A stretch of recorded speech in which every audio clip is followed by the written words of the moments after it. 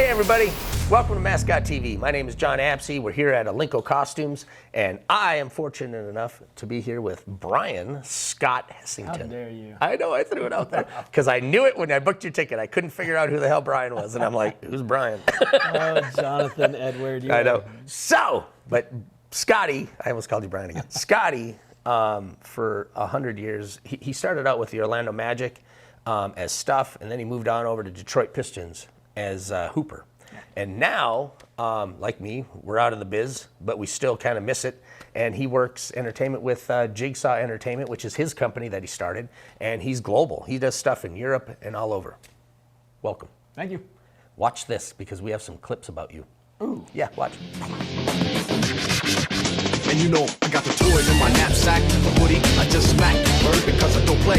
Got the toys in my knapsack, a hoodie, I just smacked, bird because I don't play. Toys in my knapsack, a hoodie, I just smacked, bird because I don't play. Got the toys in my knapsack, a hoodie, I just smacked, bird because I don't play. Don't play. Don't grind the drum if you wanna get sonic. Wanna get sonic. Wanna get sonic. Don't grind the drum, make you wanna get sonic. Don't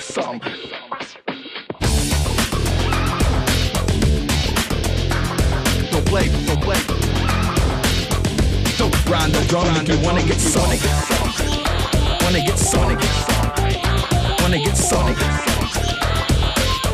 Don't grind the drum, make you wanna get sonic. So thanks for coming out. I appreciate you coming into Alinco, and You made me do it.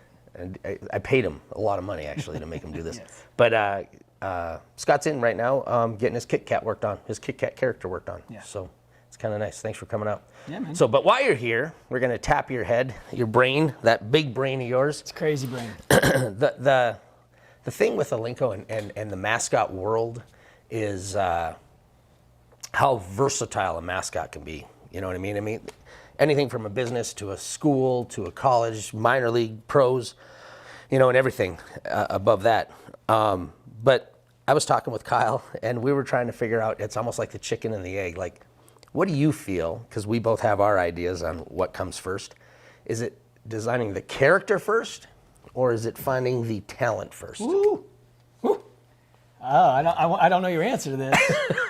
And I've done this many times. Yep. Concept is first. Okay. To me, concept is first, but not necessarily the character.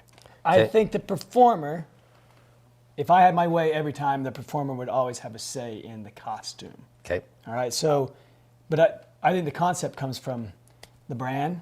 It is put on by what are you trying to represent? What does the organization want? What are we looking for here? And then a team comes up, brainstorms what this maybe concept is. But the costume should never come before the performer. Well, no, I won't say never. It does a lot of times. A lot of times. And sometimes you don't have a choice. But anytime I have a chance to consult somebody on, get your performer to have input in this, because they're going to bring this alive. And so to me, the costume should come after the performer, or she should have a say in making this come alive if they're truly a great performer. Right. And then, because I was fortunate enough to where that's exactly what happened, is I got hired, and then we had to pick the character, and it was anything from a Black Panther to this Jasmanian devil to the bear. And then luckily we picked the bear, or fortunately. And then for you though, you came in after Mike, and so you never really had that choice, but they found the personality and the character to fit in the suit. Yeah, I mean, sometimes that is the way, you have to adapt and make it your own, as we say a lot of times. Like, you have to transform this character into, what can I add to this character that's already existing? And, I grew up as I already knew Stuff. Stuff was one of my favorite characters before I entered the NBA. When I was even in the NFL before that, I was a fan of Stuff. And so when I got that opportunity to take that over, I was like, okay, I love where he's been, but what am I going to do to make this, something special, and to kind of leave my mark on that character. Which I think when it comes to a character, like you said, like leave your mark, there's also parts of a character that, like, okay, and I guess I'm just saying is like you had when you would blow, your nose would shoot out party favors. Yeah. And I just thought that was really cool. So everybody, I think, has a part of a character that they use to the asset of the character, to benefit them, to be funny. Like the coyote, he could take his eyes off, Who else was out there? What else was kind of some funny thing? Yeah, it's pretty bad. But you had that. The coyote could pull his eyes. I mean, the bellies. Mine was the fact that you could see my eyes. Yeah. So like when I would look at somebody, I could they knew exactly if I was happy, sad, mad, or get away from me type thing. What do you think is like some of the better things to have on a character that you can utilize in a crowd or at an event? When I'm building a character, I always start with the eyes. The eyes tell even for a human, we say it's the window to the soul. I think it's the same with the mascot. I want those eyes to have an expression. What is it? What is he? What kind of personality does he have? You look at this guy, he's crazy, right? This one is a little blank. This one, what he's angry over there. So, I start with the eyes. I want you to look at it, and you're like, this thing's looking at me, right? And so. Yep. So, and then you design around the eyes. Give them eyebrows. Now you can change it to mischievous or angry or surprised or whatever. And then you just add on. But I mean, all the novelties you're talking about, those are bonuses. Yeah. Those are, hopefully not crutches, like stuff's nostrils. It's great to have, but if that's all I have, I mean, who am I? Well, going back, and the other thing that I was just thinking about finding. Sorry, man, I love you. It was meant with love. Look at these legs, though. You should see his butt. His butt is this big. In costume. But I mean, I remember, or not remember, but I look at a lot of the characters that I've worked with in the league, and you have heavy set characters, like your larger characters. Yeah. You have your skinny, really athletic characters, like Jerry Burrell. You have a lot of the other characters, like the gorilla, that's kind of in the middle, funny and athletic, and they kind of smashed them together. Yeah. So I think, like you said, is if you design the character first and you end up with a super athletic guy, but the character's heavy, you've missed the boat, I feel. I feel like you said, when you get the character and he's either really funny and not athletic, or really athletic and not funny, then you have to design the character around that. Well, yes, or you have to pick the performer around that, right? Right. So I went from Stuff, who has got all kinds of moving parts and colors and craziness, to Hooper, who is a horse, and he's very human-esque, The day I went out without a belly and nostrils and flying stars, and I was like, whoa. It's like not having props. You didn't have your belly bump. Like, what am I gonna do now? I have to find talent. Yeah. So that is a weird thing, but it's on the organization to find the person that can do that. So, and sometimes the costume makes the costume.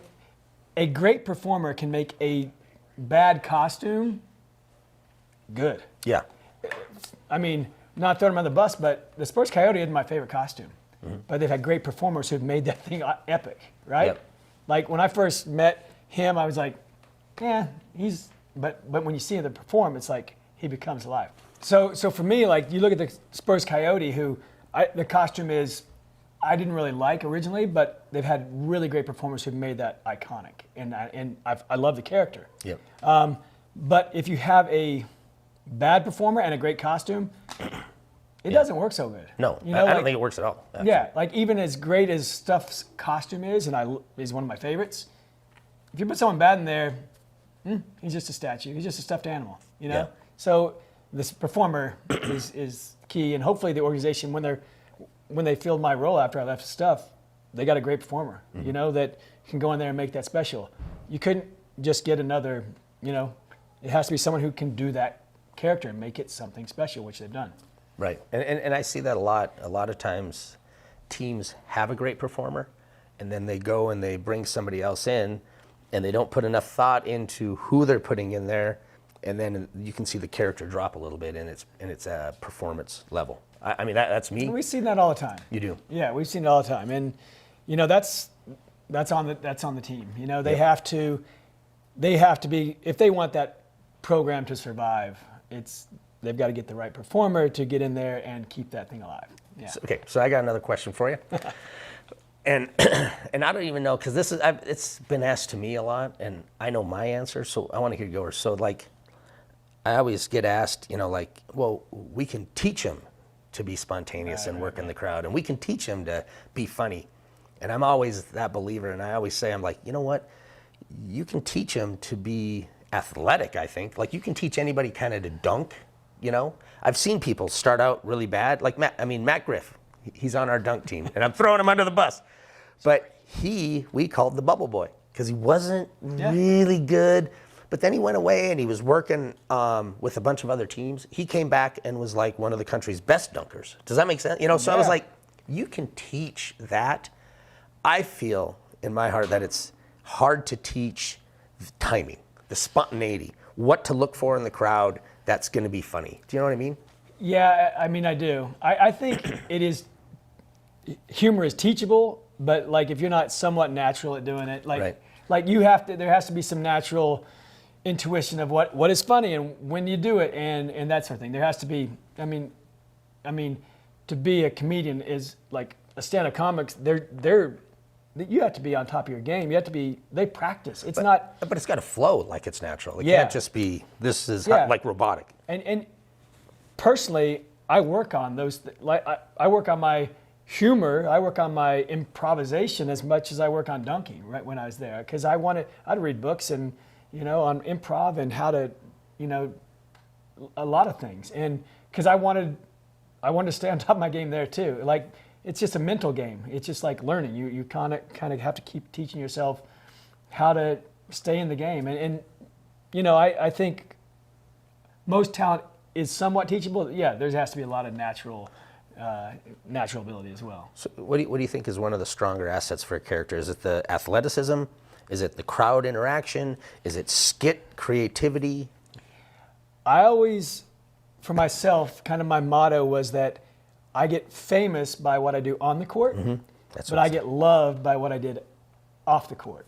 Yep. So, it's kind of like the players are there, they're on the court, they're famous, but they're not touched. So they're very untouchable. Like there's no connection. There's no connection between the audience and them. Like, yeah, I wish I could dunk and I wish I could shoot a 3-pointer, but like they don't know them. There's no personality. Like, I don't know who, but we have a small part of that as performers. He's really important because he's on the center court. So it's something they're like, that's awesome. But now we take it to them, whether that's in the crowd or whether that's in the community or showing up at events. That's where we get loved. We're the middle ground for we them. become special. Yep. Because we're already something cool, but now you can also come and interact with me. You can also get a hug from me. Like, that is what makes us connected to these people. That's how that's how I made these things so maybe important to those communities. So and you as well. So what would you say is more important? The crowd interaction or on court? Like if you had to design a character and you were like, okay, I had to pick one, what's it going to be? People, being with the people in the crowd. Yeah. Okay.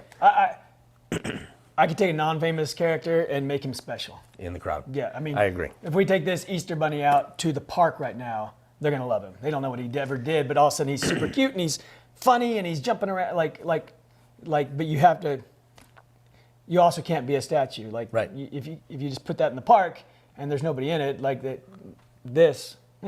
Well, but like I always go with connection. Connections first. And because I agree with you 100%, because what I think it is for me is when you're on the court and you're performing, you're not, like you just said, you're not able to be touched. You're not able to connect with the fans as much as you can in the crowd. And if, like you, when you're in the crowd, you're literally doing mini skits.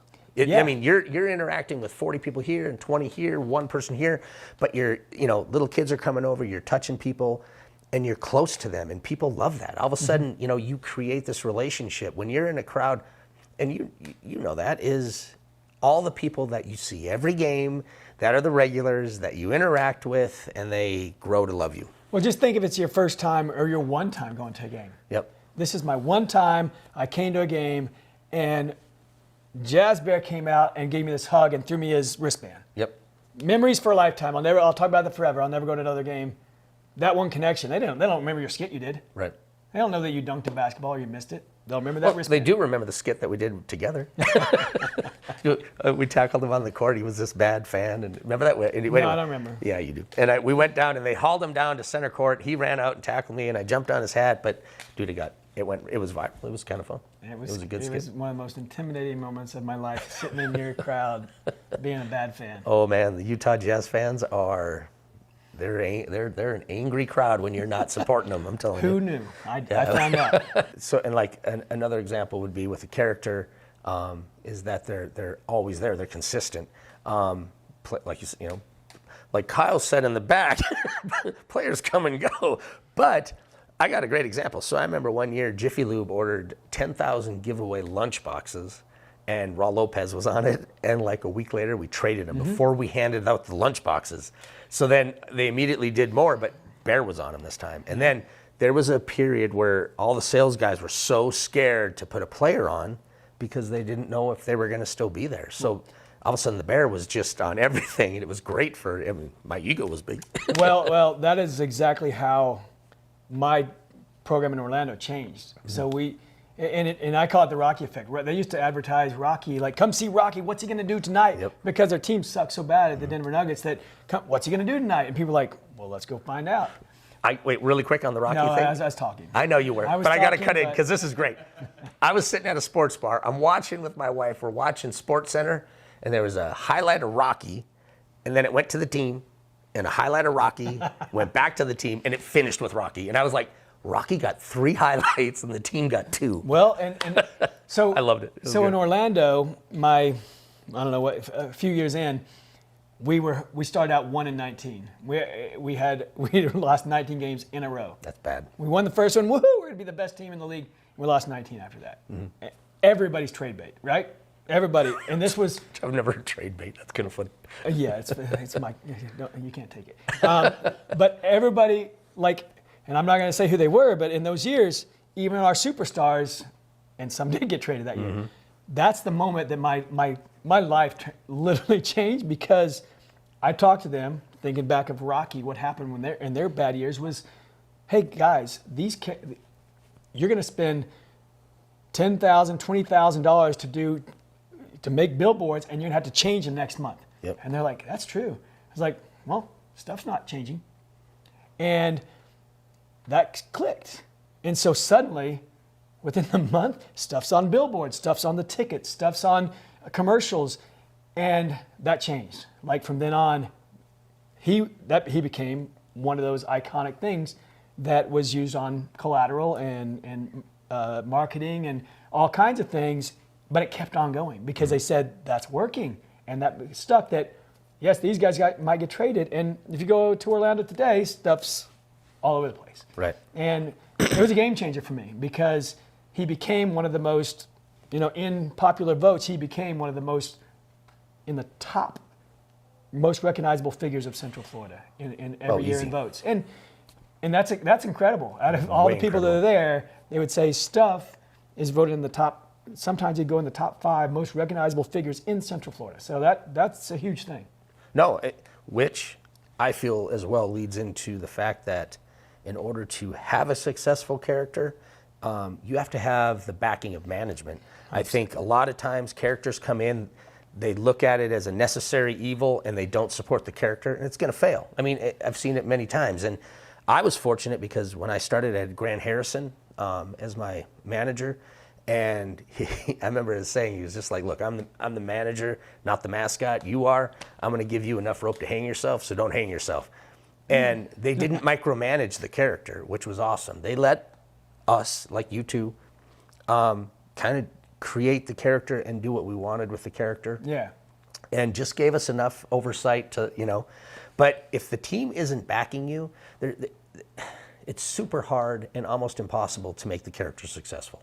But if the team is backing you and supporting you, they will, or the character will grow. It doesn't matter, what the character is. As long as you have backing by the management and they're 100% behind you, your character, Yeah, I and believe, will be successful. It's also a psychological thing. When you feel like you're out on an island, you're doing this all by yourself with no help from anybody.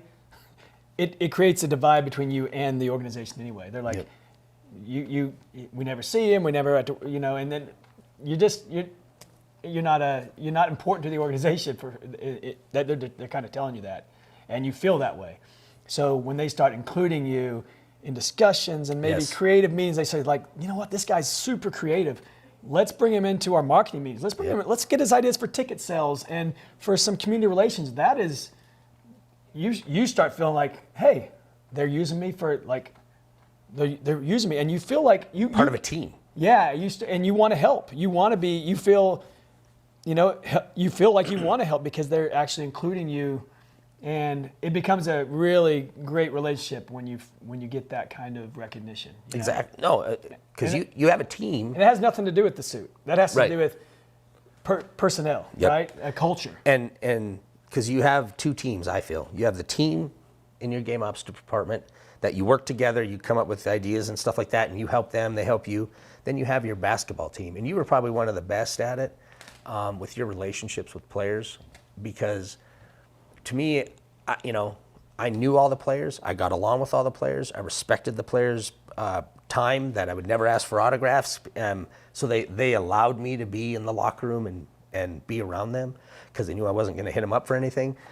But I felt, or ask them on a date. Right. I've asked that a couple times. But I remember pushing myself, busting my butt, because I felt like I was the sixth man.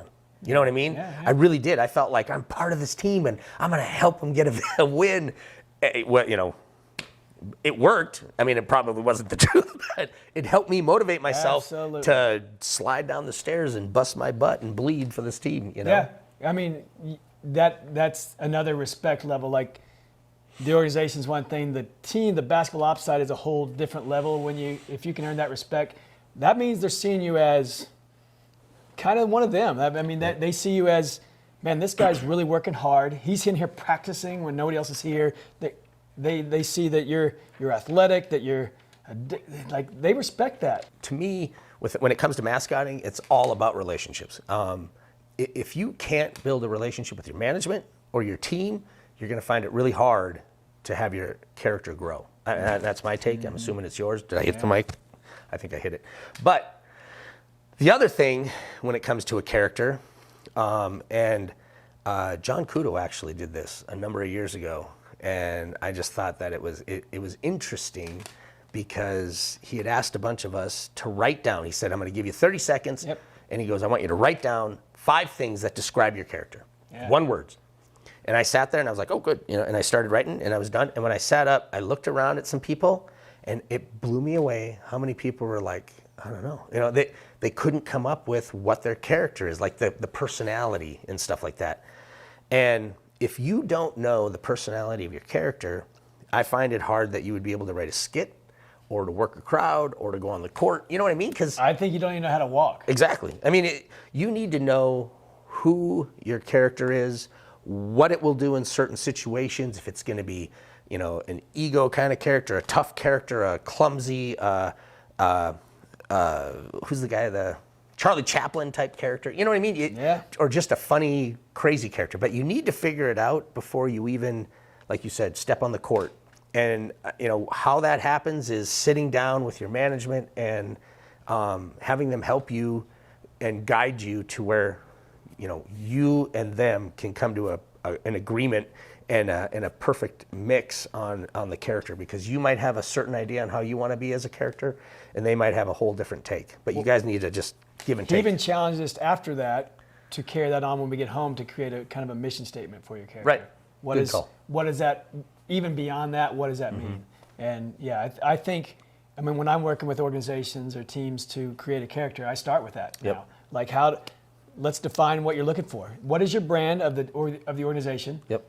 And before we talk about, is it a bunny, a rabbit? I mean, that's the same thing. Yep. A bunny, a bear, or whatever. But who cares about what animal it is? What is his attitude? How does he represent your organization properly? And is he mischievous? Is he a tough guy? Is he clumsy, like you said? But beyond that, what's his goals? Like, what is he supposed to do for you? What is what are you thinking about? What do they think about, and what do you think about? And let's bring those together and talk about that and put it on the table. Exactly. Like you said, once you define your character, then there's when you do actually get to work the game, there's a lot of things that, and I don't even know why they call it the unwritten rule, but there is those rules that for some reason mascots kind of follow, which is no talking. Then there's the making sure that when you're doing a photo that your hands are always seen.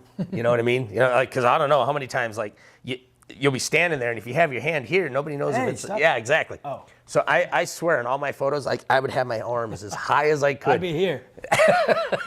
You got my hands. They're right there. So, but I remember a You don't know number where of my times... foot is. My hands are here. A bunch of kids would come rolling in really fast, and all of a sudden I'm down like this, and they'd be on me, and I remember just just shoving my hands in the air, like, okay, I'm safe. But no, but there is a lot of rules. Like what kind of rules do you think are out there that, would you call them unwritten? Yeah, do you know any that are written? Nope. So I guess, I just wanted to throw that out there because it sounded almost like really cool. Well, It's unwritten. But. yeah, so there's, especially in the college world, we're taught that there's a rule book, and they were written. When you went to camps, and they were like, there's no talking in costume. You never stop moving, and you never get seen without your head on, and there's all those. People break those. Yeah. And sometimes there's reason to break it. My evolution of my decades in costume has kind of changed some of those. I certainly don't. There's some of them I just personally I don't talk in costume. Yep. Like some people do. It's not my thing. I think it's weird. This voice doesn't fit that weird thing there. Yep. That doesn't. And then what if I'm gone and then she comes in, and is she going to talk in that? It just doesn't make sense. And that's just a personal thing. I know there are people that are going without it. So that's one of them. That's a big one that I think a lot of us. And just so everybody knows out there, there are written rules that he caused in the NBA handbook. Sure, there's some written ones, but like Barry caused one. You caused one. Because I remember we couldn't run the court because during one game he was working and he turned in his tail when the referees were running back and forth, and the referee tripped on you. It's his fault. So all of a sudden the next year, bam, can't work the side of the court. And I was like, dang it. I almost swore, but dang it, Scotty. The Scotty rule. Yeah, the Scotty rule. Yeah, So there are a few written ones. Like we were talking about the unwritten rules and the written rules that you started. But then there's also those rules like between mascots. Like the one thing that I hate, and I know there were a couple mascots when I was in the NBA that happened, but when mascots fight, you know what I mean? And I know they do it all the time in college, but that was one thing that, because I blew my shoulder out. When mascots are stupid and they're not thinking, and it's usually the college guys, because it was the Oregon Duck, and he blew my shoulder out because he wasn't thinking. He thought, oh, this would be funny, but he's not realizing. You're not trained in that either. And it's like, this is our career, and, please respect our body. If I'm going to hurt myself, I'm going to hurt myself. I don't want you to hurt me. You know what I mean? So, because I remember one time I was doing an event with Jeff Weiniger. I'm going to throw his name out there because I can now. But I know. But he was Grisby for a long time. And we were out at the racetrack and we were doing sumo wrestling, and he hit me in my knee and popped my knee. And I remember I got hurt, and then Ryan Archibald, who was another mascot, I think he was Swoop at the time, he hurt his leg. And both of us, I'm like in the thing, or in the little garage that we were dressing in, and I'm like looking at my knee, and I'm just like, swearing, because I'm like, God, he blew up my knee. And then all of a sudden here comes Ryan, screaming because he hurt his knee, and he took us both out. And then he comes walking in, and you know what the first thing he said? Crowd went I crazy. thought that went great. How'd you guys get I'm looking at him, and me and Ryan were just like so livid. Yeah, but it's because I don't know where that stems from. In college it is kind of a thing because the student section. When I was in college, my character was called the Fighting Razorback at the University of Arkansas, and the guy before me started this thing about fighting other mascots, and I was supposed to carry that on, and I, there was some of that because in college, you know, guys wanted to prove themselves and show off for their student section. So I always like, at first I came in like, I'm sure I'll wrestle. I can scrap. And there's several of those, like, I was like, even when I would do it and I was like, that wasn't really that fun. Yep. Like, if I could work it out with them, and, you know, if you develop a relationship with other teams, I would call them like, hey man, you want to work something out for you know, like, I'm in your stadium, so if you want, you know, I'll take the hit and whatever, and, you know, but let's, and there are a lot of guys who are like, that's amazing. No one's called me and asked me to do that before. and we would have, you know, put on a little show. And there are other guys who are like, no, man, no. Or, you know, all right, like, have it your way. And so I put on my show. Yeah. But when you can do it as a collab, like we do in the professional world, that we are, like, hopefully, I mean, we want this is our career. Yeah. You know?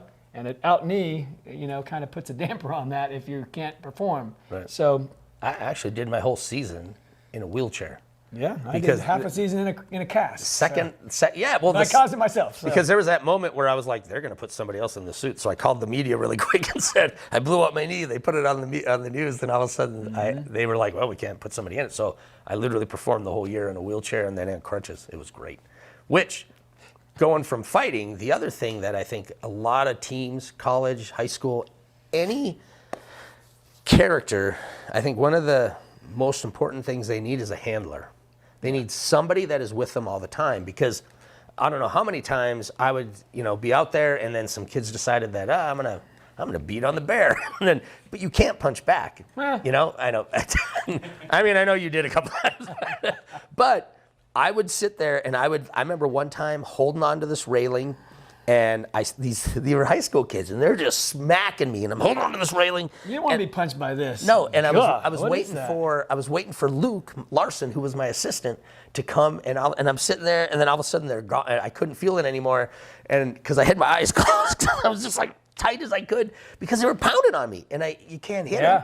So Luke comes over and grabs him, and I remember I look and I go like this, and it was awesome because Luke had him in like this, and he's yelling at him. He's like, "You want me to hit you? How would you like it?" It was funny. Anyway, but so a handler is a must, because if I was in that situation and I didn't have a handler, you know, what do you do? Yeah. And I think that a lot of people forget that part of Mascots. Well, and not just for rowdy kids. I mean, the handler is your eyes and ears for, hey, there's this crazy dude up here. There's this pretty woman over here. There's a little kid down there. So they're really telling you, hey, it's things that you don't see. I can help you. Hey, check this out. I got some good stuff up here for you. But they also fetch props. They are your ears to the control. You know who's calling the game. They help you get ready. They're everything. You're just the clown, but they're everything else. My guys were essential to my performance and making me any good at all. Right. No, I 100% agree. Protection for sure, but way beyond that even. So what else can you see that a mascot, so we talked about making sure your hands are seen during a photo, making sure that you have a handler around. What other things like as a mascot are the don't do's? I mean, I think one of the big things for me that I kind of picked this up in my college career was like, they say don't ever stop moving, and some things I don't agree with. Like they would say everything needs to be big so the upper bowl can see it, and I don't agree with that. Like some things are meant for this guy right here. Right. Like some of those subtle movements are what makes my character really, it's an intimate relationship between this little tiny group. So, but one thing I learned early on, you will never see me not moving. You will never see me not working. If I don't have something to show, why am I out here? Like it's time for a break. Yep. If I can't think of something to do, and I'm just like maybe I'm tired, or maybe I'm just blank for a minute, I disappear. There's no reason to be out here. I'm not a mannequin. Right. I'm not out here to be a cheerleader. In my minor league days, and this stuck with me. My first paid mascot role, I remember they had me change in the team bus that was in a parking lot over here, and I had to go to this sponsorship dinner in this clubhouse over here. And I was like, you know what? Cool. So I got dressed in my little bear costume, and I walked all by myself through this dark parking lot. And like I didn't have a handler at that moment. And my wife was my handler. And I'm like walking through the parking lot in the middle of the night, and I get there. I perform for who knows an hour, and then the owner of the team's like, hey, thanks, man. That was great. Like have a good night, and come back in after you're done. And he watched me as I left, and this stuck with me. He watched me from leaving the clubhouse. I walked all the way back to the van or the team bus. I'm still bouncing and jumping off cars all by myself. And that stuck with him, and then he told me about it later, and it stuck with me. He's like, you love what you do, and that meant something to me. He's like, that was so crazy. Yeah. You weren't doing it for anybody, but I watched you the whole way, and you didn't stop. And I was like, that'll be one of my calling cards. So you don't see me sitting on a seat doing nothing, watching the game. You don't see me sitting on the sidelines cheering them on. If it's not going to be a show, I don't have anything to show, then it's time for a break. Right, 100% agree. So that's one of the big things that I would really encourage. And it's weird in college because like, hey, you have this little area to stay in. That was never my thing. Like, that's not going to work for me. Yeah. I got to get out of this box. I don't belong in a box. You know, I'll put a stuffed animal there if you want, but that's not what I'm going to do. I remember I was down in St. George, Utah for Dixie, and their mascot, when I was out there performing, asked me to, hey, will you watch and give me some critique? And I'm like, sure. So I'm out there working, and every now and then I'd look down and see what he was doing, and I just laughed because at halftime he comes in, he's like, hey, so what'd you think? What should I do more of? Anything. And that's what I said. I said, move. I go, literally, all I've seen you do is stand behind the basket. And I go, that's crazy. That's probably my biggest pet peeve. Yep. Is watching a character watch the game. We're not getting paid to watch a game. But that's the hard part, is because then you get these little fan guys, they're like, I'm out on the court and there's players, and they get sucked into that, and they're not who they're supposed to be, which is the character, whether it's a bear or a coyote, and they're not interacting with the fans. They're not doing their job. Without exaggeration, in my many NBA games, I rarely knew the score. Yeah. I rarely knew how much time was up in the clock. My assistant he knew I had a signal. He would say, 10 minutes left, first quarter. He knew that meant how much time left on the clock. I'd do like this, score. We're up by 6. I didn't need another real score. I didn't know, is it a close game? Right. We're blowing them out by 30. I just need to know, how intense is it right now? Because I don't want to look up there like he would just tell me. And it was just like our little thing that like he knew what it meant. Yep. It wasn't to tell me, hey, who's winning? Because that didn't matter to me. Because if we're losing by 30, I'm still performing. But you got a whole different set of stuff that you got to do. So it turns my personality and my actions into reaction to what he just told me. Right. But I'm never a fan. I love basketball and I love the NBA and I love my teams. But when I'm performing, it didn't matter. Right. I'm not there to be a fan. I agree. I remember going in a number of times and asking Luke, hey, what's the score? But which also leads to, like you said, there's the reason you want to know who's winning and kind of the score on how far you're up and how bad you're getting beat is because it gives you a whole different set of skits or props or crowd interaction. Because, if you're killing them and you're out there, like, hey, trying to, it's like, dude, we're already killing them. Now that becomes to me more of well, this is great. I loved when we were either winning by a lot or getting our butts kicked. Because then all of a sudden I was like, I get just to work the crowd. Yeah. I got to go out there, interact, and just be me. And I didn't have to worry about the whole prompt. But when it's close, now you got signage and you're trying to get the crowd to scream. Yeah. And it's a whole different feel. And I think that is something that a lot of people forget is, the game is changing for you as a mascot minute by minute. You could be up 5 points when there's 4 minutes left, and by the time that quarter's over, you're down 10 points, Yeah, changes the whole scenario. I don't know how many times I've had props and stuff, getting ready to, hey, okay, this is what we're going to do. Yep, and all of a sudden I'm like, what the hell just happened? And it goes back, or a skit that is, I was going to go out and do YMCA because we're winning, and all of a sudden we're down. I'm like, nope, we're not doing it. Because it ain't going to work. The crowd's pissed or mad. Sorry. The crowd's mad. We're losing, So, like we were talking about how the fact that, you're trying to watch a score, and with your mascot, you're trying to judge what is going to work at any certain situation or scenario. But when I was talking earlier, I mentioned that, being part of the team, I felt like I was a sixth man. You know what I mean? Yeah. And being that sixth man, secret weapon. Yeah, I would be out there and I would be just like, okay, what can I do at this moment that's gonna raise the crowd? Yeah. And I specifically, I remember this one time. It was back in the 90s, so it was like, but I was out at the game and it was during the finals, and dude, I was busting my butt and I was crowd prompting and trying to get the crowd to cheer, and the crowd was really into it, and I loved it because I just actually got goosebumps because I still remember I could walk out there back then and just be able to go like this, and the crowd would just be like, bah, and they would read every sign and do the chant 100%. or whatever was going. And I remember after that game, Randy Rigby came back and he actually said, "You helped us win that game." And I looked at him because that was one of the first times that I kind of was like, what? I mean, I know I felt like I was out there helping, but wow, then all of a sudden I was like, compliment. let's write a new contract. Yeah. Like, did I just make a player's salary today? But it's true. Absolutely. The mascot literally can sway a crowd. How many and games help are it. won by 1 or 3 points? Exactly. What if I can help make or miss 1 or 3 points? What if I help my crowd so much that they make that extra 2 points that we needed, that we won the game by? What if I made that guy distracted on his free throw that made him miss 2 free throws were big, and we won by 2 points? Free throws were I big. always thought. How many free throws do you think you personally? I know I made a lot of people miss because too. that became one of my things. Yep. You would only in fourth quarter when it really mattered, and I knew everybody was watching. It was super important. What if I can make him distracted or just get off his game just a little bit? And here's one of the things. Something really important is like, we all see the bangers, the bang sticks or whatever you want to call them. We put 10,000 in the stadium. That's white noise. Right. Every player will tell you that doesn't bother me. That's awesome. Sounds like rain. Cool. It helps me concentrate. I don't hear. Yep. What if one guy is over here behind the basket? What the? A mascot does that.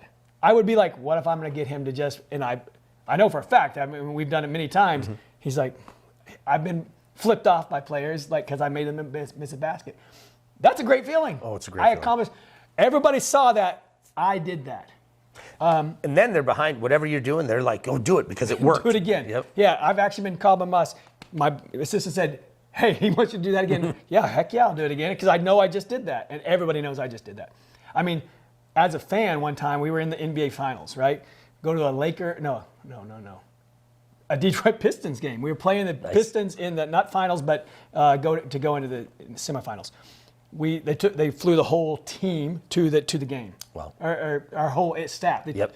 Or the 100 employees or whatever. We had a big section in this gnarly arena, gnarly fans in Detroit, which is not a great, it's already a bad fan base to be in when you're the opposite team going for the playoffs.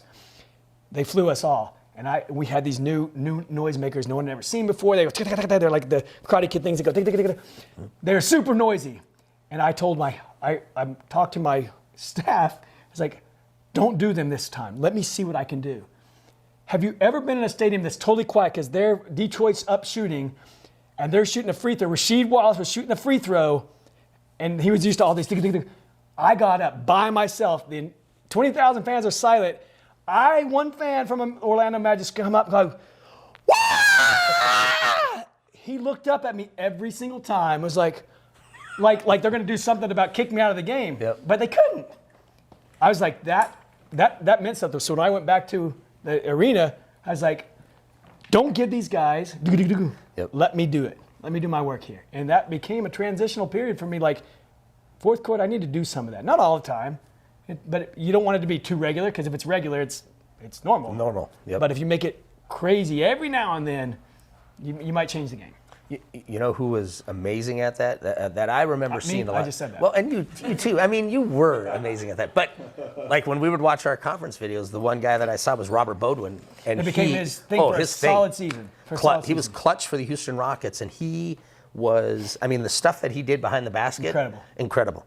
And I actually, I mean, when I first started, one thing that I found that worked, just like you said, was the quick hit, for him, because I remember I would hold up a sign that would say quiet, and I actually went out like in the first quarter and I practiced with the crowd, and they prompted me, and so that they would follow, so they knew what to do. And I kid you not, it was the most incredible feeling because it would be quiet and they just dead quiet in this 20,000 seat arena. And just as he's shooting, I'd hold up a boom and the crowd would go boom. And it was just loud. But I mean, I just got chills again. And because it was like, holy cow. No, this is cool. Okay. But I mean, it was so cool to hear that.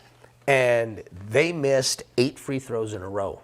And I remember just like you said, you all of a sudden feel like, it was just kind of a euphoric feeling, just kind of like crazy. I'm helping the team win. You might have scored 8 points that game.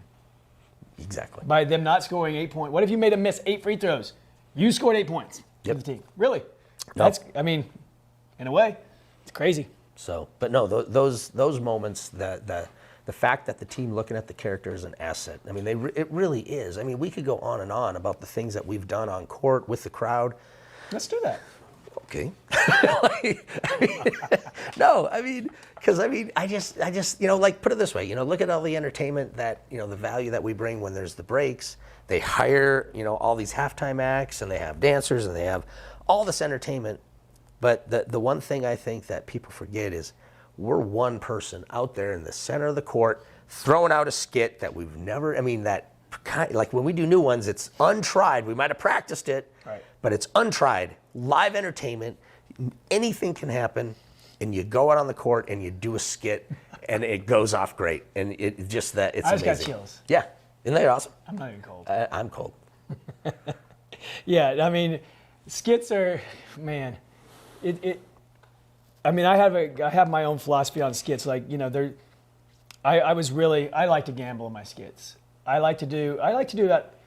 I would say literally 75% of my skits are like, I'm going to do something tried and true. I love it. I'm going to do something. I'm going to do something I've seen before or I know I've done before that works, but I'll tweak it. I'll make it new. Make it yours. But then 25%, you're throwing out something new and seeing if it sticks. And that's a scary place to be. Yep. I mean, there's never a time I went out to do a skit that I wasn't a little bit anxious. Mm-hmm. All the time.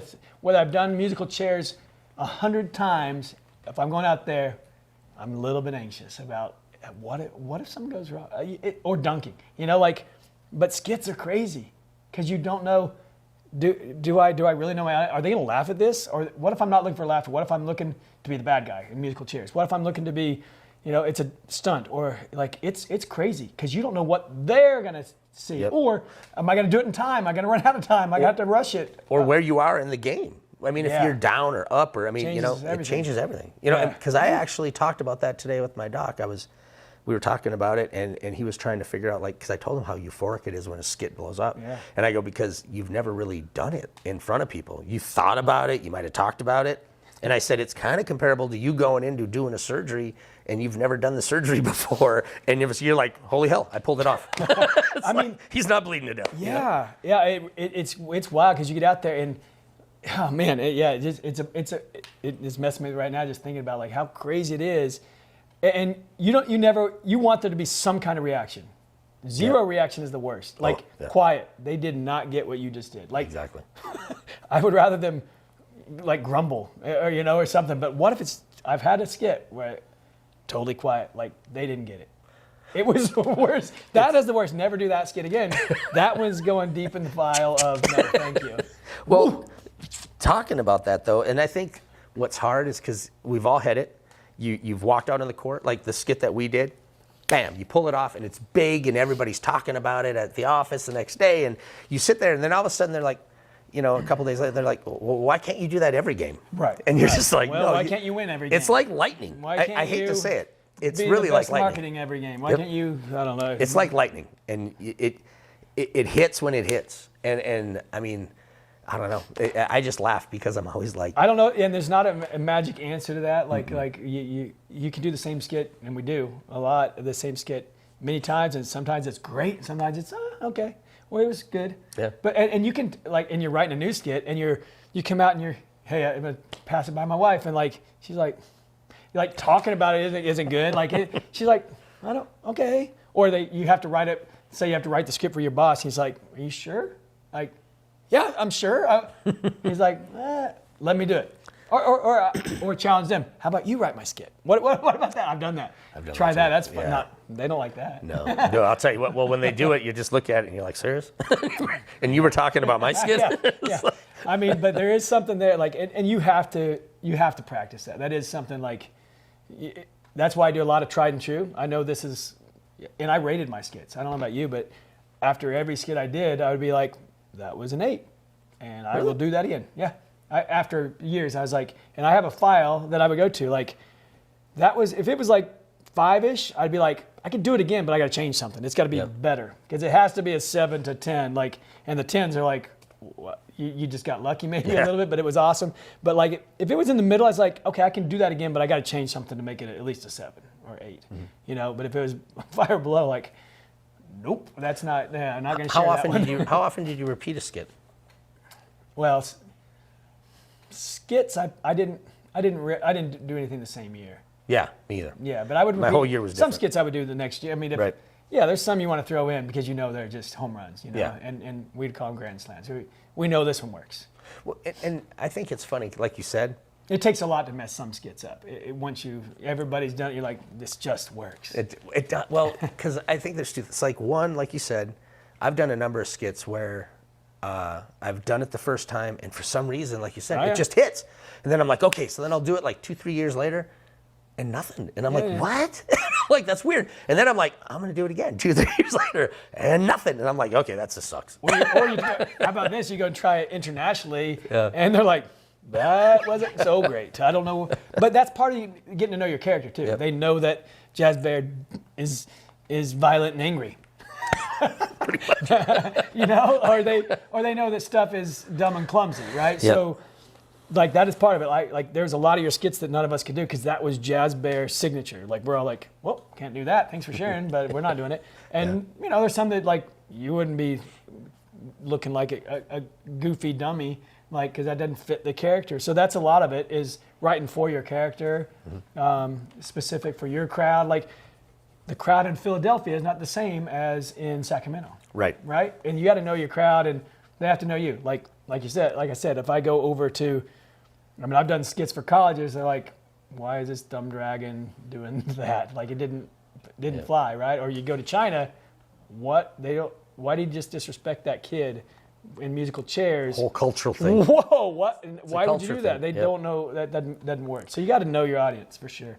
I think another thing that's kind of interesting is because I remember, and I'm trying to remember how we were in Spain, and it was with Barry, and I remember he practiced his skits a lot. And I was like, and I was one of the guys that was just like, okay, I'm going to think about it, because this is how I would do it. I would walk out, so I want to hear what you believe. I'd walk out, I'd talk to Alan Handy, who was amazing as our on-court host, and I'd be like, Alan, this is how it's going to start. This is the gist. This is how it has to end. And he'd be like, okay. And we would, because to me, I loved this, to be able to think quick and be spontaneous, because I remember when I first started, because the Phoenix Gorilla, when I was working with him, was like Barry, he would practice a lot. And I remember I started practicing my stuff, but then when something went wrong, I was like, now what? You're off script. Yeah, Like, oh, exactly. no, you get on a script and you're like, yep, malfunction. exactly. Yeah, So after that, everything was ad lib. Thankfully, this whole interview is scripted. It's scripted, yes. We're not winging it at all. I mean, just like, you know, the whole, basically our skit that we did together. Yeah. The 2 security guards knew what was going to happen, but really nobody else. And I love it, because then afterwards, you know, the management and everybody's like, you know, what the heck's going on? They are. Like, and I'm just like, you know, it's all under control. That's great. It works. We especially have learned that those crazy skits where you don't tell anybody what just happened. I got to start. So I think this is funny. And the league's gone. You're I like, know. was that real or fake? It's true, We've had many but of you those. know, it worked. I loved, like his name, And you wanna Andy tell him- Kaufman was the best at it, and I loved that. If you could pull it off and you could fool the league in your office, it was a great skit. Yep. Like I love getting those calls. That Yep. means I just accomplished something major. And I tell my team, do not tell them. Don't let them in. Or the media's calling like, was that a plant? Or like, you know, because they're like, we can tell some. Was that real?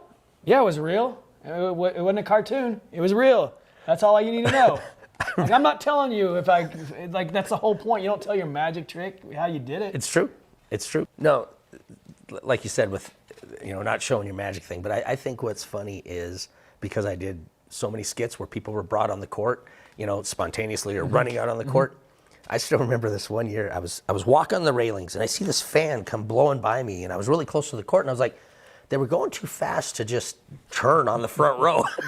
and I kind of hop down and I look, and this fan just goes rolling right out to our home team huddle. All right, yeah. And I remember I looked at Ron and I looked over at Roy, like, is anybody going to stop this person? They're looking at me like, is it one of yours? Guys?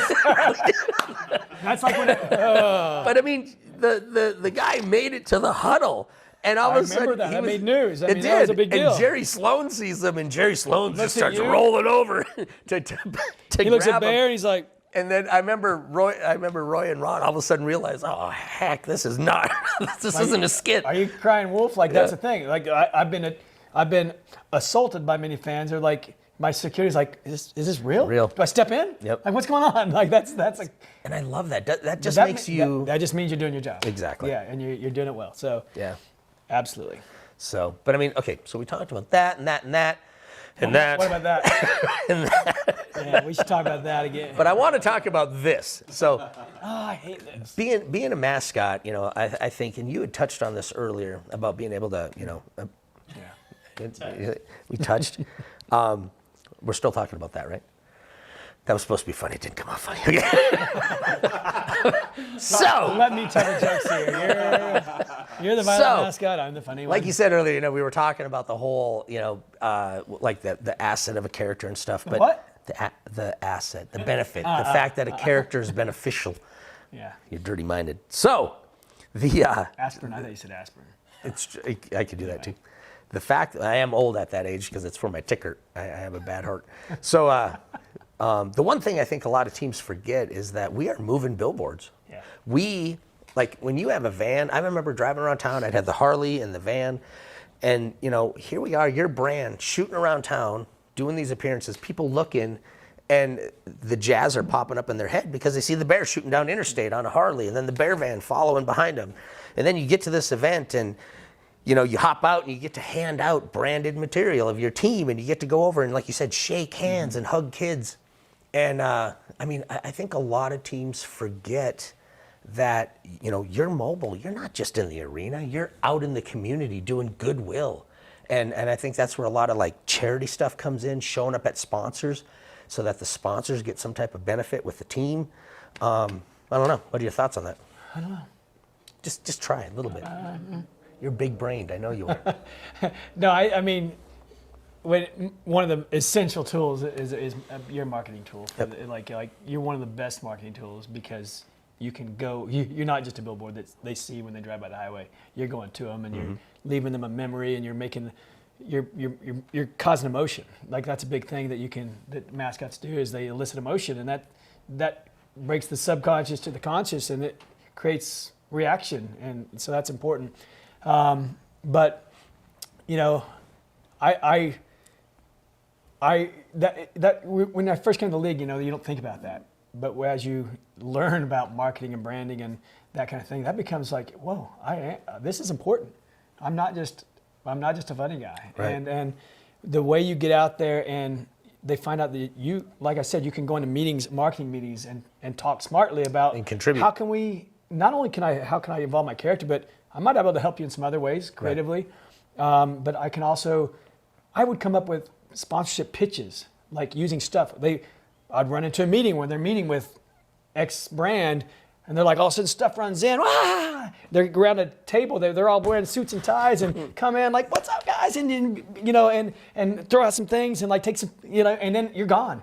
And they're like, well, that's memorable. And what just happened? When else does that happen? Like, can you send it? Like, yeah, a player could go in, which would be cool to do. Doesn't happen very often. But you know what? When a player goes in, the management is still that staunch management. When you come in, their guard comes down. Now they're kind of loose. And when it becomes fun, that's that subconscious thing. You've broken a bear that like gets them loose, and it becomes funny and like it's just a different level. Our sales guy. And they open up. Their minds change when they come back to this childhood thing, it's incredible. Sales guys used to always have me, before they'd go in and do a pitch, they'd have me go in and pop cannons and, like you said, run around. I'd be on top of the, I mean, here you have this big conference room and you have these important business, and here you are, rubbing heads and sliding down the conference table. And no one ever thought the president of this massive company, you come in there, messed up his hair in the middle and he of the wants a meeting, picture with you.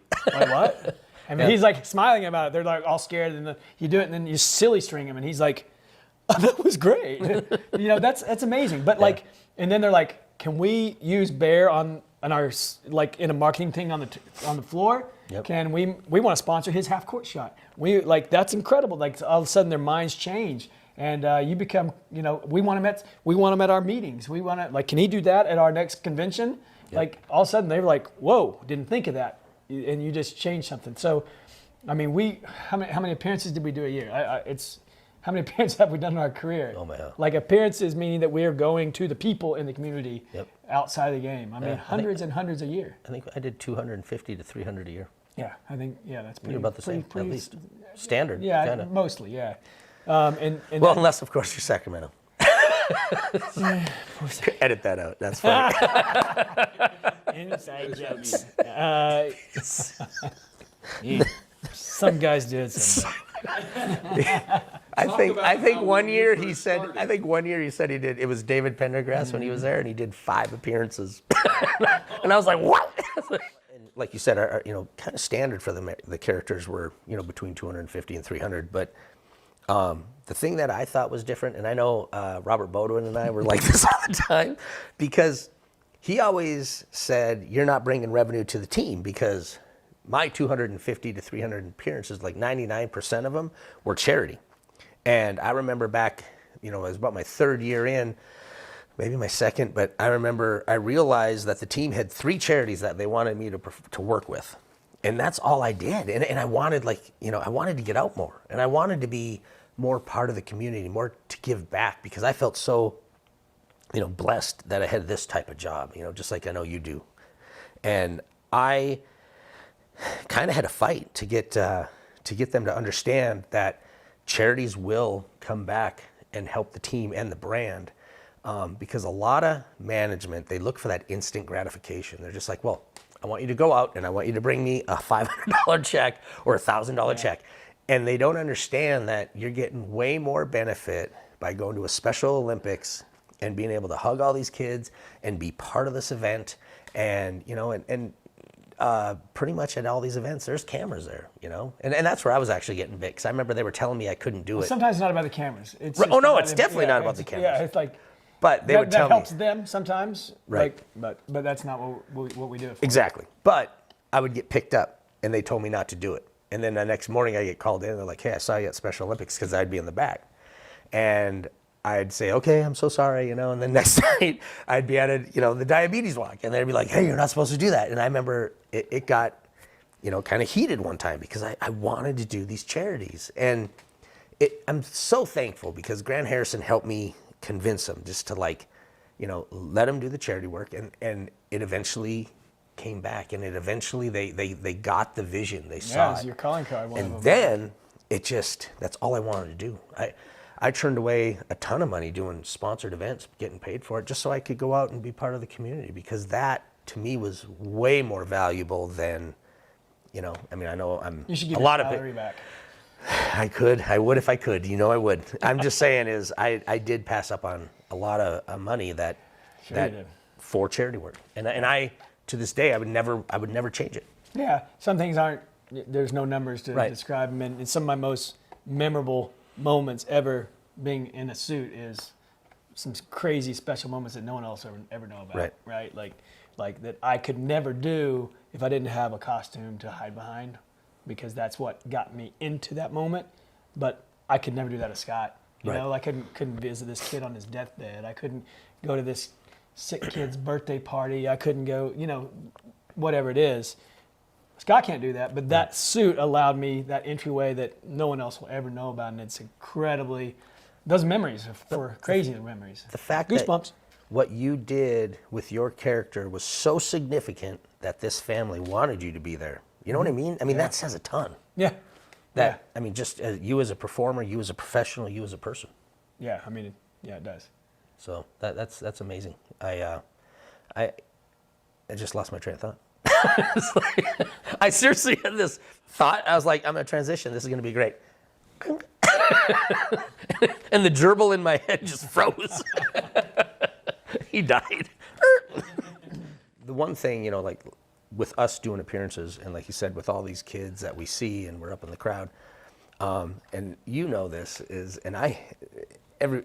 college mascots to me are so hard to perform with because they don't take care of their costume and they stink. And and I feel bad saying that. I'm sorry for all the college kids out there. But no, they smell great. No, they don't. So, because a lot of times what these guys do is they use them and they just shove them in the bag. They don't hang them up. Any better, yeah. I know. Well, but that's why if a college is going to invest that much money into, a brand that's your character, they should actually take the time then to try and maintain it so that people want to be around the character.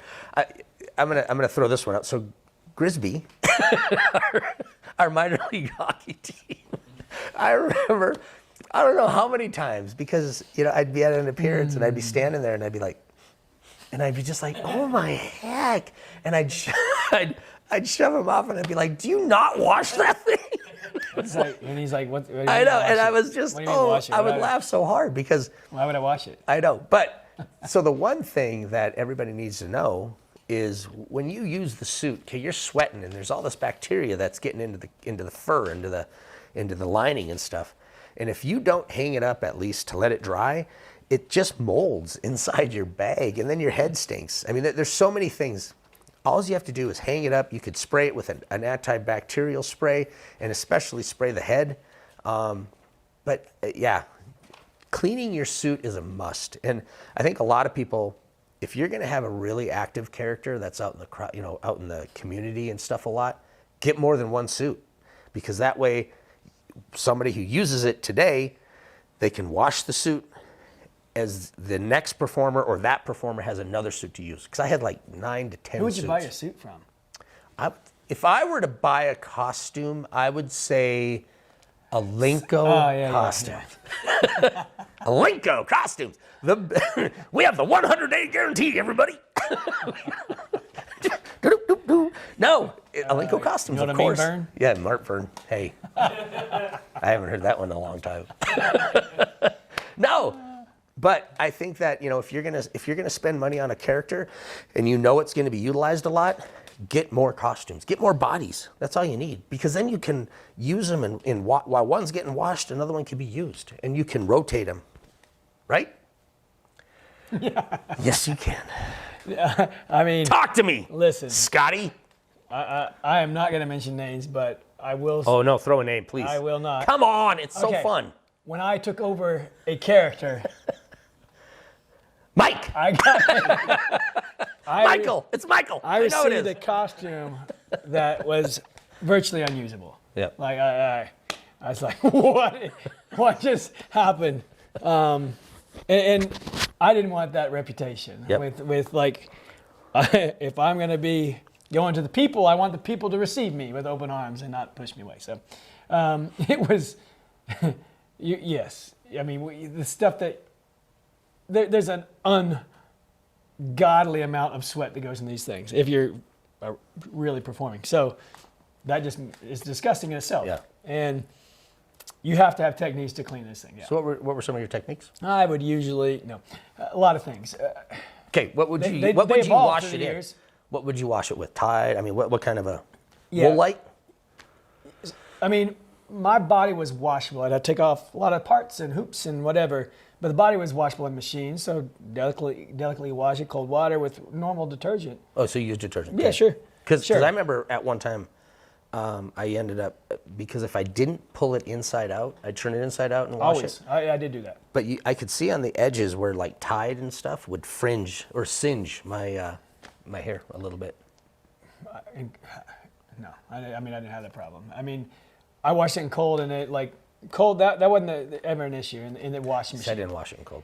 But I did use Woolite all the time. Yeah, I mean, all the things I normally do to wash my socks, right? Like I would wash it like really well, but obviously these are made up of, like fur is not fur. It's not real hair. It's plastic. Right. So it melts. So if you have heat, that's going to melt or it's going to singe up. So you don't want to dry it. So never dry it. And Right. there's nothing this synthetic stuff, you cannot dry it because I used to have access to our training room. I'd wash it after the game in the training room. And one of the ball boys was doing team wash and he thought, I'll just throw this in the dryer.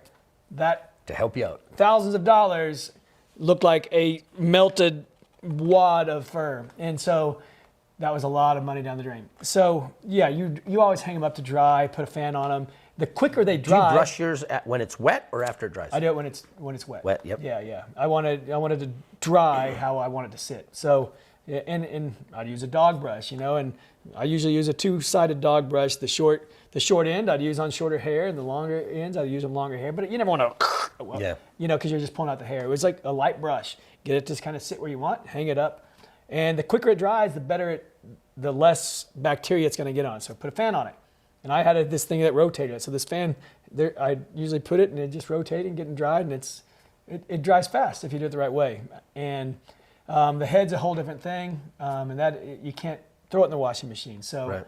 I had a mixture. Wow, trade secret. I love trade secrets. It's not a secret. Just wait. I'm gonna steal it. Here we go. So I had a spray bottle, and my assistant did a lot of this for me because I'm getting out of costume. He's just already getting ready, taking care of it for me. But like I had a mixture, Odoban, which you can get at Lowe's. It is one of the best. Yep. Best. And here's the thing. Actually, so it's Pure Green 24. Yes. That's what I used. So what you don't want to use is something like Febreze that covers up a smell. Then you're just disguising the odor. You're hiding it, but it's still there. So when Febreze is gone, it still smells like doo-doo. Right. Right? What you want to do is kill that bacteria so it doesn't grow mold or whatever. So Odoban kills it, but what I also did, I added Listerine to it. Yes. Listerine kills bacteria in your mouth, it kills plaque. It does the same for that. So, but it also gives it a nice little great smell. So when you put it on your head the next day, Odoban is amazing at getting rid of smell already. But I also had that would totally disinfect it. When I put that thing on, when I started doing that and doing it very regularly, it was amazing. Yeah. It was like, and then personally, this is just something I did. I had a signature smell for my character. So I had a clone. No. Yeah. So every time I'd go out, before I'd go out, my assistant, and people expect you to stink because they're like, they've had contact with the mask before. You walk up and like, he smells good. Like all of a sudden, like it's the opposite effect because they're expecting you to be disgusting. They're like, oh my God, you smell good. I thought you were going to be. And here's the other thing. I used to talk about multiple costumes. I changed at halftime every single game. And by the way, I also jumped in the shower at halftime. Oh, wow. That's cool. Like let's say most games. Well, and the reason you would change though is because, and I know that it happened with me, is eventually, you start to sweat through the suit. Yeah. And then when people touch you, they're touching your sweat, and that's gross. Yeah, I'm a disgusting flood of sweat when I'm in costume, and like it was gnarly before I started doing some of these techniques. By the end of the game, my fat belly butt is full of sweat, and I would sit down and like sit on someone's lap like that, or I'd leave a butt print on a seat. That I couldn't have that. I had how do I? And as much as I sweat, it was crazy that I have to fix it. So those techniques. One of the things, the shower and the halftime for me was it cooled me down too. I can get kind of re-energized to get back out there, but get my guys get my next suit ready, and I'm like, let's go again. It cools me down. It gets some of the stink off me, and I feel energized again. So that was one of my things. There's a lot of other stuff, but really quick though on the costume part is I use Downy. I've seen other people use cologne. I always filled a ton of Downy. And like you said, it's a good feeling when you're walking away from a photo and you hear them and they go, "Oh, you smelled good." The other thing is Odoban. Like I said, there's Pure Green 24. The Toronto Raptor, I know he uses water and Listerine, water and Listerine, because that works. And like you said, it does have a good smell. You also talked about the dog brush, and you can also use just a nice plastic bristled brush, but it all depends on your fur, making sure that you brush it when it's wet so that the fur lays out, because if you don't brush it and say the fur is kind of crumped up, that's how it's going to be. It's going to dry that unless way. that's what you want for your character. Yeah, exactly. Yeah, so it depends on your fur and your look. Oh, and then when you talked about the head, like something I used to do probably twice a year, I'd jump in the shower and I would shampoo. I actually jumped in a pool in the year and Yeah. totally. And just get the head wet. But I would shampoo it and then I'd let it I'd wash it out and then I'd set it on the fan. And it would take about a day and a half because of the foam and all that stuff. But you'd make sure you brush that out too, but then you just let it drip dry and the fan's blown up in it. On a headstand is another thing. I'd always put the head on a headstand, like this right here, right here, if you can look. You just want open air. You Yep. want open air all around it. Right there on a headstand, and then it'd have the fan blown up into it. And that would help. I mean, because you just don't want that sweat sitting there and shoved in a bag. You want all that stuff aired out. What other When I travel things with a container, I would throw in a dryer sheet. Yep, I remember seeing you do like that. Actually, I think you're the one who shoved them in your shoes and your gloves. Yeah, my shoes would smell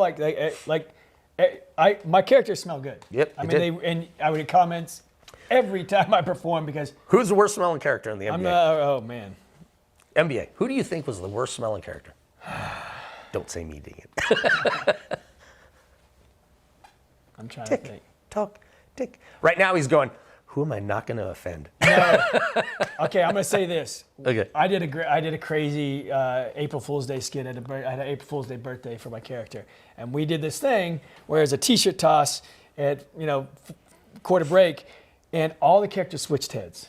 Yep. All right? Big faux pas, but it's April Fool's Day, so we're going to do something crazy. I was there. You might have been, yeah. And so, Because I know who I had. like, I had Skyhawk. Skyhawk from the Atlanta. I love him. There's NBA. No, NBA. The Atlanta. He was the dunker. Atlanta Hawks. One of the world's so they best have, dunkers. They He was have Harry amazing. the Hawk, and then they have Skyhawk, who's their dunking character, a spandex muscle suit, but just a superhero mask with with a hawk beat. I had my fat character with this tiny little head on. And the idea was we all came from different corners of the thing. My team threw the t-shirts in the middle of the floor. Time out. Welcome back to Mascot. We all ran to the center, went down for the shirts, and we all looked up and went. And then we all ran off. Right? But I had Skyhawk's head on. It was the worst thing I've ever put on my face. I was like, what? This is the easiest thing to wash ever. It's this bit. It was disgusting. So I'd clutch, and thankfully it didn't smell at all. But no, he takes good care of it. Or his. well, and there's so much room. Yeah, it's it was airy. like I stepped into a studio apartment inside of his head. I was like, wow, this thing's huge. I'm trying to think. No, there's some stinky characters. I can't think of who they are, but like you would. Yeah, I'm trying to think. But you were like, what? Do not. How long have you been doing Don't this? rub on me. Yeah, your corner's over there. Yeah. We'll be over here. I don't remember who they were though. So what other cleaning things do you think people should know? You know what else is out there, and I actually had for a while, is a boot dryer. Yeah. So when I got done, because you got, and another thing, okay, so when you're sweating, all that is just rolling down and it's just rolling into your shoes. It is. And the other thing is I would wear rubber gloves and wristbands. me too. Because that sweat's coming down your arm. It would soak up here, but I remember taking off my rubber gloves and you'd go like that and it was like, sweat everywhere. But it would save on your gloves because a lot of times. Gloves last longer, and the fans don't get a splash attack. Right. Yeah. Because I remember, if you don't wear gloves, the sweat will leave like the white salt on the black palm. And I learned how to do gloves back when I was in the CBA, when I was with the Winnipeg Thunder, or not the Winnipeg, the Sioux Falls Skyforce. And I remember I saw it happen as I was sitting there, and I was going like this, like, "Come on, everybody, yell!" And I just saw these beads of sweat flying out, and like people those slow going like motion- this, like, "What is going on?" You go out and you high five someone, it's like. And I remember I went and I touched this guy on his shirt because he was wearing a suit, took his coat off, and you there left was a his- black handprint on his shirt because I was sweating. It was so hot. Yeah. The ink off the leather came off. Yeah. So that's when I started wearing gloves. You wear the wristbands. Wear gloves. The boot dryer, at least you could get the tube up in there, and it'll dry out that nasty sweat, Yeah. So what else? My whole thing was, I developed a whole drying contraption. Like I had my own, you hung everything up, and there's basically fans multi-direction. I had things spin. Like the more air you can get on it, the better, and the quicker, the better. You know what else I did though is I don't know. I'm going to tell you. I do know. You're going to know here. You in want me 2 to tell you? minutes. So what he did. Is every time I went in the back and took a break, I changed shirts. That helped so I wouldn't sweat through the body so fast. Because my shirts, every time I took them off, this is an example. When I was in the finals, I took all of the Sweat shirts. brag. I took all my shirts, and I. It's not. Did you win that? No. Oh, okay. I actually cried, I think, the second one. And I hear this, and Jordan steals the ball from goal. And I'm like, no! But, good play, though. Yeah, I know. So I took all my shirts, and I weighed them. And then I wore them, and I set them in a bucket. And then I took them out after the game and weighed them. And I sweat 8 pounds of water. It was like 7.8 pounds. Sure. It was insane. So that's how much sweat we're giving off. And you're in. The other thing I would say is when you perform, something I did is I would take electrolyte pills before the game and at halftime, and I would make sure that I hydrated and had Gatorade. So yeah, hydration is. I mean, if we're talking about, you got to be ready for the game. If you treat this like, if you want to be good, you have to treat your body like. If we're going to talk about that, like you got to be ready, and that's something that my players even taught me. Like, what do you eat the night before? Like I was like, whatever. But I started carb loading, and I started. I mean, I would. Personally, I have a little history of reflux in my after games. A history every time I perform with this guy, I'm like, "Where's Scotty?" Throwing up. it's a thing. So, but I carb loaded the night before. Yep. I guzzled water. I mean, I take in gallons of water, and all the day the next day, and I stopped eating at a certain time before my games because I have a issue. I mean, I get nauseous after games, and for whatever reason, heat, excitement, exhaustion. But I could go all the time. I'm gonna throw up, but I could go. I had energy for days, and that was all about just starting to take care of my body. When I started doing that, I mean, it just took a whole new level to my performance. So that's really important. Well, and I think a lot of people think that it's a mascot. He's the unathletic kid, and he's the heavy set kid or whatever. But the thing is the truth. The truth of it is, I mean, if you look at a lot of it, well, not me, but like you and I mean, look at Ray. Look at Rance and Rob Wycott. I'm just throwing out names now that I'm like I shouldn't be throwing out. We've talked about a ton of stuff. But one thing that I think is kind of interesting when you look at the old school mascots compared to the new school mascots, because I know everybody laughed at me because I never did social media. The Jazz Bear I never did any social media. And a lot of guys really liked social media. But I think something interesting, and you can agree to this or you can disagree with it, but Was that why'd you? I know. I'm just saying is Tell me what I you wanna do. always said, that if you're going to make your character successful, you need to be successful on the court. You need to be successful in the arena so that people want you to come to their event. I mean, they need to see you in the arena, and word of mouth is gonna spread. That's why I never did real social media, because I never saw the benefit in it, because I was so active in the community and so active on the court, and I worked on my skill as a performer. To me, some of the newer guys are so concerned about likes on their internet or on their social media that they're forgetting about the skill set that they need in the arena. Do you know what I'm saying? Nope. Correct me if I'm wrong.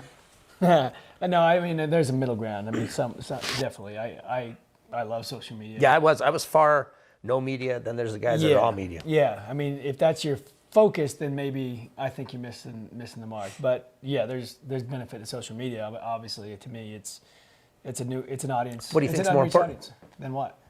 Do you think it's more important to be a very good performer in the arena or a very good social media? You shouldn't have social media if you can't perform. I mean, what are you going to show them? So, photos? Yeah, exactly. Well, because I look at it as, if I'm going to be on social media, it's like, it's great. I got 1 million viewers, but how many of them are from my state? How many of them are watching me in the game? Well, I mean, I like having a diverse audience from all over. I like having fans in whatever. But how does it help the character? He says it sells. I mean, it sells if you got followers. But it's just another form of But it sells. advertising. But how does it help establish your character in the arena? It doesn't help in the arena, except that you're going to... this is where I'm going now. So to me, but the arena is not my only concern. Okay. I mean, and to me, my only concern was the fans in the arena and my community. Do you know what I mean? And I know I might have there might be a fan in just so you know, most in of Washington. your fans are on social media. No, I agree. But I would rather have them see me live doing something cool than see me do a video on social media. Not all your fans can see you live. Ooh, damn, that was a good one. I was trying to fight for it. Not everybody can get no, there. but I do, like you said, there's a definite middle There's ground. a benefit. I mean, there's a benefit to that for sure. But that would never be my sole focus. Yes. So I just want to touch on that one. I mean, whether you know it or not, I mean, you're already being filmed, and there's cameras everywhere. Took that one. You're getting. They're gonna see you. Yep. It benefits if you make it they see you the way you want them to see you, not in the other light. You want them to see the good stuff. That's true, because it makes you look better. Right. Like you just want to have that personality shine, and not like what if they catch you where you are just sitting there? You don't want that. Like. Yeah, most of the time they're not going to post that type of stuff, though. Hopefully not. Yeah. But Well, can I tell you the one thing, though, that I know want. I'm going to tell you. This has was bitten, that one of my questions? It was. It's going to be, because I know it's kind of bit a number of guys in the butt, and you know it, is when it comes to social media as a mascot, you're Switzerland. You cannot have an opinion on many things, because the second you decide that you're going to make a statement because my social media following is big and you don't want to use your personal one because it's not as big, you're wrong. You can't go out and say, this is how I feel about this situation, because now you just instantly What are you talking about? made mad 50% of your fans. Give us an example. No, don't. I was like, let me think, Scott. Scott, please tell us about that. Would you please? So, like, you know, with the fact that not taking a side, and I don't know how you feel on that, but I don't feel that a mascot should have an opinion on anything other than. If my boss doesn't tell me I have an opinion, I'll have an opinion. Yep. You better not. Right. Yeah. And then, you don't. It's not your opinion. So what do you feel are It's the brand. What do you feel are the written and unwritten rules of social media for a mascot? What's your character? What are those 5 words you're talking about? What's your mission? Like, put that out there. Exactly. Well, Don't. I'm not going to show my bad skits. but what are the do's and don'ts? Do put out good stuff. Don't put out bad stuff. That's pretty. Bam. Well, with that being said, no, Scott, I'm telling you, I love you. You know that. I just love the fact that you come down and we get to hang out. And thank you for using Elenco costumes for Kit Kat and stuff like that. I really appreciate it. Tell me a story. A story? Yeah, give me a good story. Tell these fans of yours on social media. Do you ever see Saturday Night Live and that one thing where it was called, what was it called? It was, Yeah, that was a great one. it was great. Yeah, so funny. Deep Thoughts Yeah. by Alan Handy. Jack Handy. Jack Close. Handy, Alan Handy. I just threw Alan a little Different bone guy. right there. I don't know. Like, what kind of story? What are you looking at? You got to give me some details. 25 years, I've done. Yeah, there's a lot. Tell me the best one. Okay, there's a lot we can't talk about here, Scotty. I got one. Okay, so let me I don't know. Man, everybody asks you your favorite moment or your best skit, and that's a hard one. Let me tell you something. Tell me something memorable about me, and I'll tell you something memorable about you.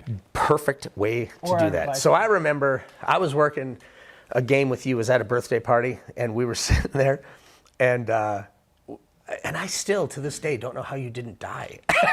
That's all I got to say. I did.